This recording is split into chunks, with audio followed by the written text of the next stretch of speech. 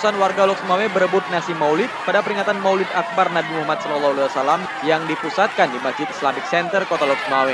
Warga berdesak-desakan untuk memperoleh nasi maulid. Acara peringatan Maulid Akbar ini diikuti oleh seluruh instansi pemerintah dan warga kota setempat. Ketidaksiapan panitia ditengarai sebagai penyebab insiden ini. Panitia tidak menerapkan antrian saat pembagian nasi untuk warga yang menghadiri peringatan Maulid Nabi ini.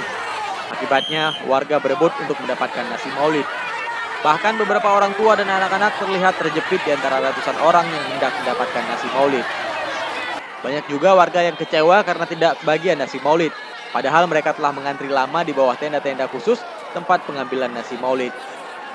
Acara peringatan Maulid Nabi ini dihadiri Wakil Gubernur Aceh Muzakir Manaf. Juga ikut hadir para ulama karismatik Aceh serta unsur pemerintah Kota Lok Sumawe. Selain itu, panitia juga mengundang 4.000 anak yatim. Dari Lok Sumawe, Hidayatullah melaporkan untuk Aceh Video.